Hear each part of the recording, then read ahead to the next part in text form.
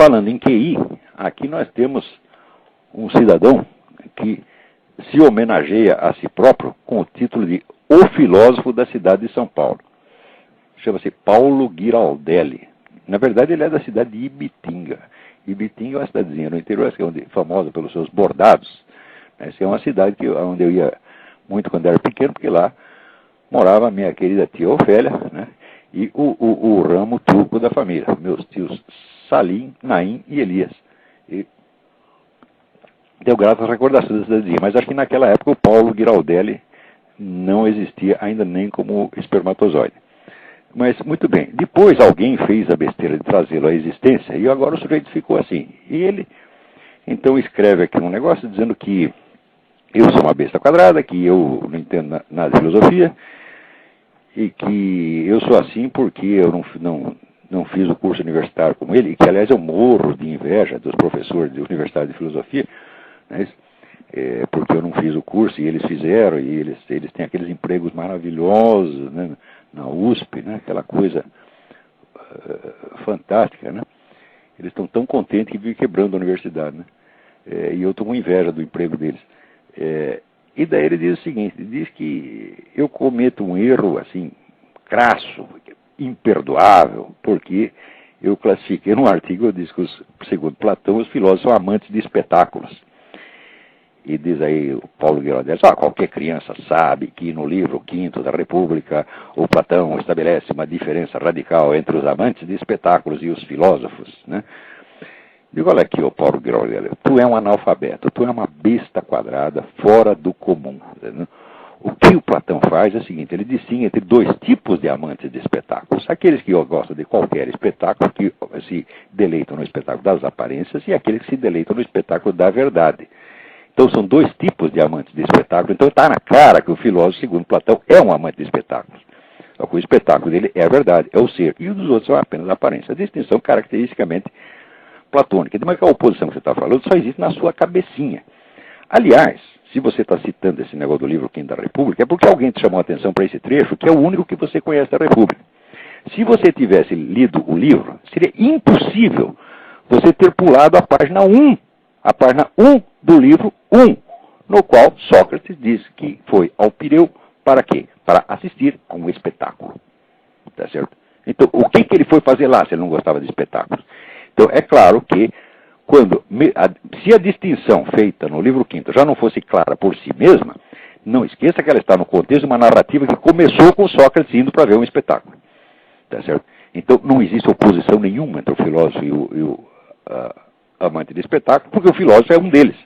A diferença é que o espetáculo que ele gosta é um, e o espetáculo que o espectador vulgar gosta é outro. Agora, o Paulo Giraldelli, né, além disso, ele se coloca entre os filósofos, e ele fala lá, atribui algumas qualidades ao filósofo, uma delas é transcender suas próprias ideias políticas, raciocinar acima da sua própria ideologia ou grupo partidário, e que só os filósofos conseguem, não as pessoas comuns, como Olavo de Carvalho e Adolf Hitler. Quer dizer, a frase é tão idiota, tão despropositada, que não dá nem para comentar. Você está entendendo? E, claro que atribui, vamos dizer, me atribui ideias fascistas, não diz quais são, a não ser que ele considere, por exemplo, ser contra o aborto é fascista, talvez ele concorde com a dona Jandira Fegali. E o pior é o seguinte, é que o artigo dele tem como título, né, uma frase do Fernando Henrique Cardoso, que diz: não é preciso ser burro para ser de esquerda. Quando todo o artigo é uma demonstração precisamente do contrário. Tá certo? É preciso ser burro para ser de esquerda, mas ser burro, só seria o caso de dizer, ser burro não basta. É preciso ser burro e também ser vigarista, como esse Paulo Giraldelli. Você é um vigarista, mentiroso, safado, vagabundo, tá certo?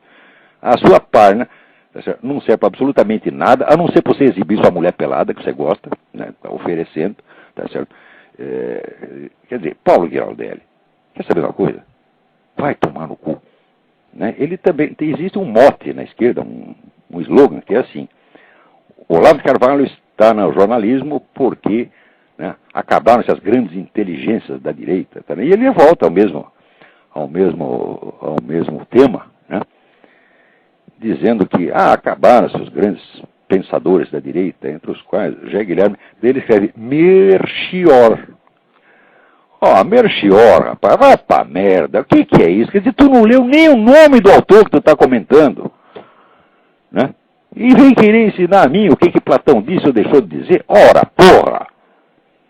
Quer dizer, olha aqui, isso aí são dois vigaristas, dois trapaceiros, tá entendendo? Isso aí tem que acabar no Brasil, esse pessoal tem que sair da função pública, sabe? Qualquer função pública, mesmo na internet, tá certo? Tem que ser tirado de lá, tá certo? Com o pé na bunda e com os paradas, tá entendendo? Ainda com uma enxurrada de palavrões, assim, apocalíptica, tá entendendo? Ora, porra! Como é que os caras querem que eu não diga palavrão? Não é possível. Note bem, no Brasil agora, você pode ensinar as crianças na escola que elas, né, como é que se dá o cu, etc, etc. Mas eu não posso mandar ninguém tomar no cu. Como é que é isto? Filósofos da cidade de São Paulo, para bem para pensar, né?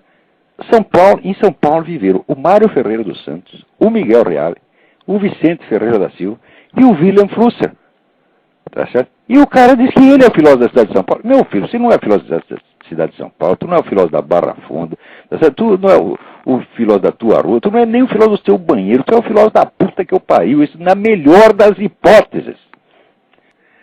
Se vocês bem se lembram, o começo da história foi porque ele disse que eu cometi um erro crasso num artigo, ao classificar os filósofos como amantes de espetáculos. E daí diz ele aqui, isso nessa mensagem de agora. Era um erro crasso, maluco, pois lembro da minha primeira leitura de Platão no colégio, por volta dos 14 para 15 anos. E lembro bem dos meus professores. Todos nós sabíamos que amante de espetáculo é uma coisa e filósofo é outra. É uma distinção clássica em Platão. Para um comentador que insiste nessa distinção, veja Daniel Devereux, Plato Metaphysics em C. Shields' Ancient Philosophy, editado pela Blackwell. Bom, isso aqui é como começou. Daí, eu expliquei que tanto o amante de espetáculos comum quanto o filósofo são ambos amantes de espetáculos, que pertencem ao mesmo gênero, havendo apenas uma diferença. Eis aqui o trecho que ele cita. Eis aí abaixo o Olavo de Carvalho reiterando o erro dele e pior, aprofundando ainda mais o erro. Abre aspas para a citação que ele faz de mim. O que o Platão faz é o seguinte, ele distingue entre dois tipos de amantes de espetáculo. Aqueles que gostam de qualquer espetáculo, que se deleitam no espetáculo das aparências, e aqueles que se deleitam no espetáculo da verdade. Então, são dois tipos de amantes de espetáculo. E aí vai o Giraldelli, né? Dizendo que isso é um erro crasso, que é medonho, que eu estou ainda redobrando o erro, mas que ele, aspas, como filósofo que tem responsabilidade para com a juventude, né, ele vai pôr a coisa em pratos limpos e citar aqui diretamente o trecho da República. Em seguida, ele cita o trecho da República, 476A e B, em inglês. Né? Muito bem, nesse trecho, de fato, Sócrates faz ali uma distinção entre o amante de espetáculos e o filósofo, tá certo? Não preciso ler o parágrafo inteiro, de fato é essa distinção que está ali. Muito bem. Acontece que é o seguinte, ele cita aqui República, mas não diz qual é a edição nem nada. Como ele citou antes o Daniel Devereux, está na cara que é um trecho que ele extraiu do artigo do Daniel Devereux, colocado no livro Ancient Philosophy de C. Shields, né? Muito bem, acontece que se ele tivesse lido a República, ele jamais poderia chegar à linha 476A sem passar pela linha imediatamente anterior, que é 475D, na qual, vejamos, aqui eu fui conferir o negócio, eu me lembrava claramente disto, mas no programa passado eu não citei o texto, né? Com linha e número, e não citei de propósito, para esperar que ele citasse, porque eu queria saber de onde ele tirou essa bobagem. Né? Então vamos ver aqui, eu fui conferir agora em duas traduções, duas das muitas que eu consultei ao longo da vida. Uma é a do Paul Florey na Loeb Classical Library, que é acompanhada do original grego. E outra é do Leon Robin, que foi editado pela Pleiades, que foi, sem dúvida, um dos maiores estudiosos de Platão no século XX. Então, eu vou ler aqui, primeiro a do Robin, depois a do Paul Florey, e depois vou ver como está no original, e vocês vão tirar definitivamente esta dúvida. Então, o interlocutor pergunta ao Platão, note bem, não se os filósofos são amantes de espetáculos, mas se os amantes de espetáculos, em geral, são filósofos.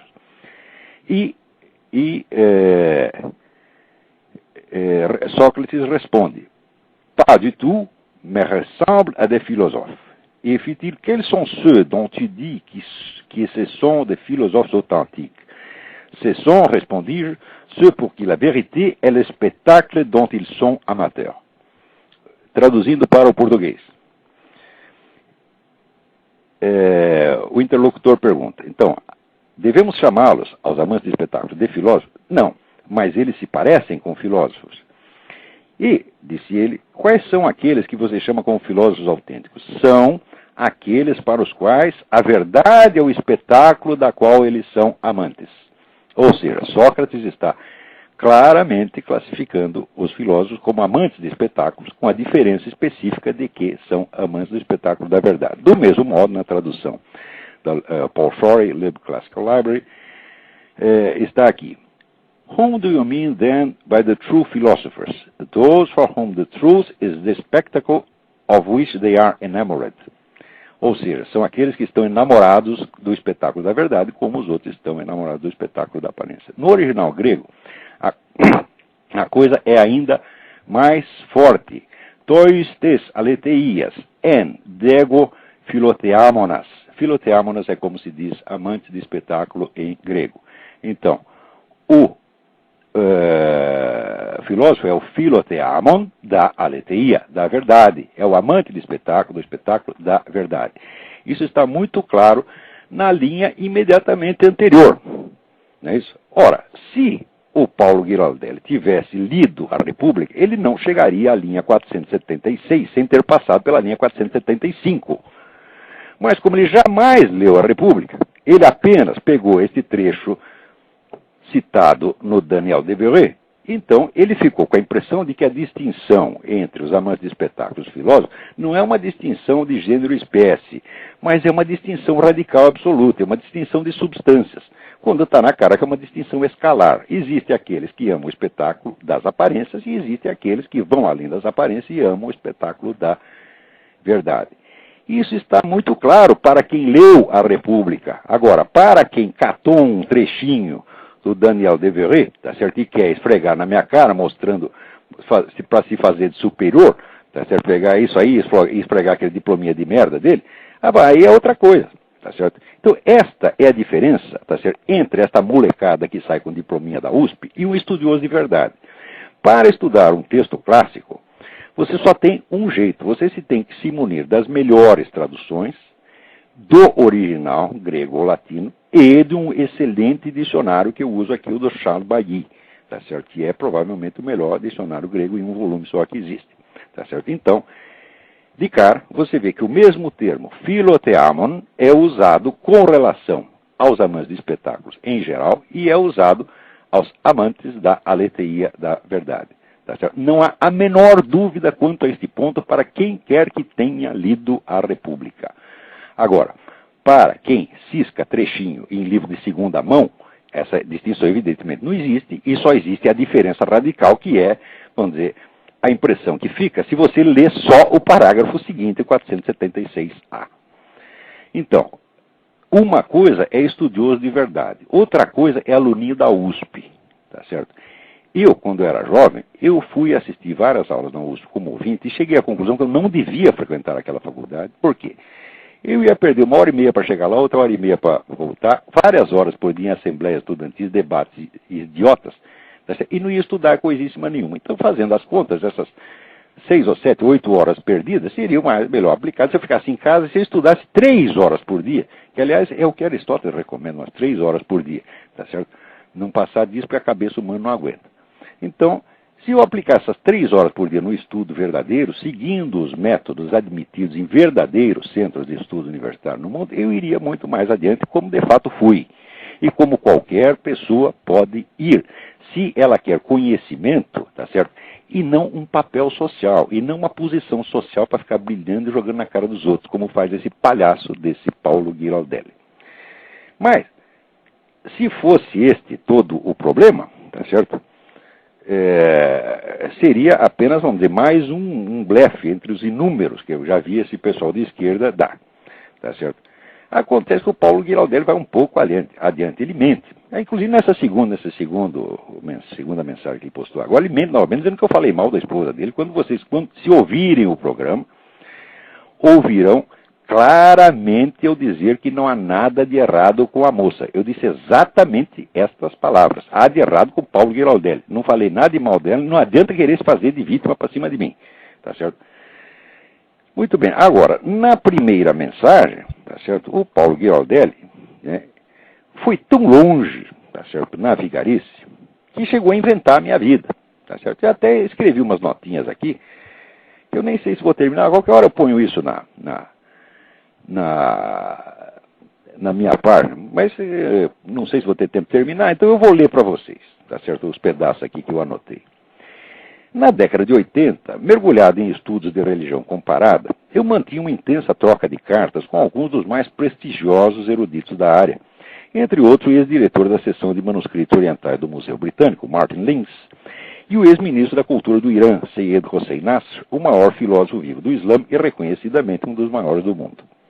Aproveitou todas as oportunidades de viagem para encontrá-los pessoalmente e incomodá-los com toda a sorte de perguntas, recebendo deles, como sempre, uma atenção calorosa e bem superior à merecida.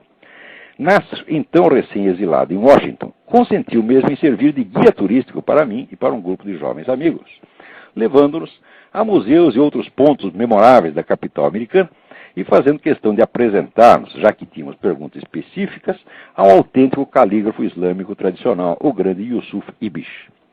Traduzi vários textos de Nasr e de Lins para os meus alunos, mas nunca me ocorreu a ideia, inexistente em meios intelectuais normais, de me promover às suas custas, muito menos mediante o grotesco expediente de anexar algum texto meu ao deles e publicá-lo com o meu nome na capa ao lado dos seus, simulando coautoria e ludibriando os leitores provincianos.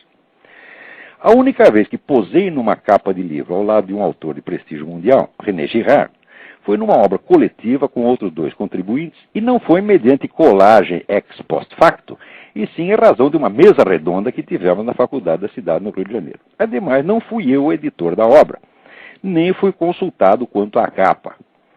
Se fosse, eu jamais me coloco como coautor, porque houve uma conferência principal, que foi a do René Girard, e houve 3 intervenções, 3 comentários, feitos depois, um dos quais o meu. Portanto, eu não sou um coautor, eu sou um comentador. Você pode colocar o meu nome na Folha do Rosto como comentador, jamais como coautor.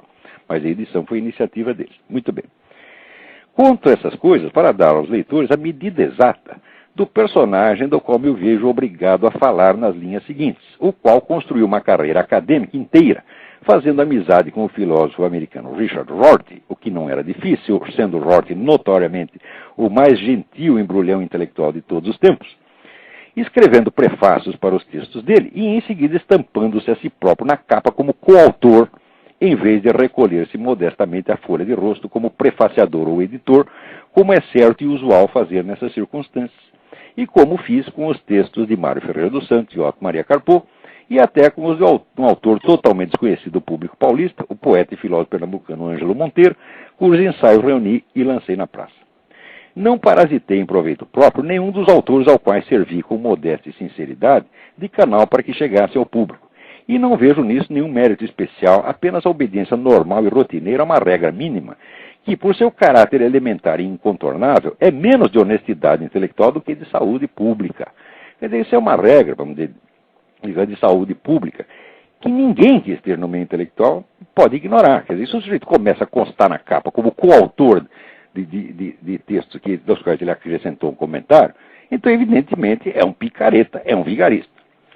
Vocês podem imaginar, portanto, o desgosto que sinto ao ver-me constrangido a prestar atenção a um personagem que só chegou a ocupar algum espaço, ainda que modestíssimo, por meio do mais torpe e mesquinho dos expedientes editoriais, e cuja mais alta realização intelectual até agora é um filminho pornô estrelado por ele próprio e sua esposa, do qual voltarei a falar mais adiante. Ao longo da vida, discuti com vários tipos desprezíveis, mas eram vigaristas intelectuais, e não vigaristas tout court, vigarista no sentido material da palavra, ao menos segundo o que eu pensava na época. Quando depois eu soube que o professor Emir Sader se enquadrava na segunda categoria, já era tarde, o debate já tinha acabado. A trapaça intelectual pode ser combatida mediante simples denúncia ao público, mas a trapaça pura e simples é algo que não cabe discutir, algo que requer uma ação punitiva de ordem jurídico-policial, se ela for possível, que no momento não é, porque estando eu aqui nos Estados Unidos, não vou poder processar o cara aí. Se falar educadamente com um sujeito como você, pô, é a mesma coisa que eu falar com uma árvore, com uma porta, com uma formiga, com uma lagartixa. Que estupidez é essa? Vê se te enxerga. Não é possível evitar palavrões disso, porque você passa dos limites. Quer dizer, você é um vigarista mesmo. Você é um trombadinha. Você é um pé de ladrãozinho, pé de chinelo, vagabundo. Tá entendendo? Vai pra casa, rapaz. Agora, quanto àquele filminho que você fez, tá certo? Eu disse, na outra vez, não falei mal de sua mulher de maneira alguma, disse que não tem nada errado com ela. Errado é você fazer esse filme e mostrar essa sua bunda peluda. Um aluno meu me mandou esse vídeo dizendo que era uma aula do Paulo Giraldelli, fazendo gozação comigo. Eu fui ver, tá lá o Paulo Giraldelli mostrando a bunda, só faltando mostrar o preço, dar o preço. Você tá entendendo? Ora, isso aí é o pior mal que você já fez à humanidade, porque qualquer nego que esteja lá comendo a própria mulher, namorada, o sujeito está lá naquele, né, em todo aquele negócio romântico, idílico, está lá transando e está quase chegando lá, daí vai passar pela cabeça dele aquela imagem, ou então, de repente, cruza a mente dele o nome Paulo Giraldelli. Pronto, o sujeito brocha. Quer dizer, você não pode fazer uma coisa dessa, porra. Para com isso. Tá certo? A humanidade, tá certo? Não quer ver a sua bunda, porra. Você está entendendo? Agora, muito menos, você precisa ficar avisando a espécie humana inteira de que aos 50 anos o seu pau ainda levanta. Porque o normal é levantar até aos 80. Não há nada extraordinário disso. E diz, estou lá comendo uma mocinha 30 anos mais nova. Então, primeiro, respeita a sua própria mulher, vê como fala dela. Tá certo? Não é assim que se fala da própria mulher. Não se gabando de que está comendo a mulher 30 anos mais nova. Ora, que porra é essa? Que coisa mais feia, rapaz. Agora, se é para fazer, se você não resiste, se você quer mesmo mostrar, pô, corta aquela cena que aparece essa sua bunda magra e peluda, que parece de um orangotango aidético, rapaz. Uma coisa medonha, um espetáculo dantesco. Você está entendendo? Tira isso da frente das pessoas, porque está traumatizando muita gente. Olha, eu confesso, eu vi isso aí, eu vou broxar por uns 6 meses, Paulo. Você não sabe o mal que você me fez, rapaz. Eu não vou... Se eu lembro, cada vez que eu lembrar disso, eu vou fracassar. Não é possível, eu estou traumatizado. Aqui, a minha filha viu aquilo, ficou doente, você está entendendo? Ficou com febre, a coitada da Leila está aqui chorando. Né? Eu vi a bunda do Paulo Giraldelli.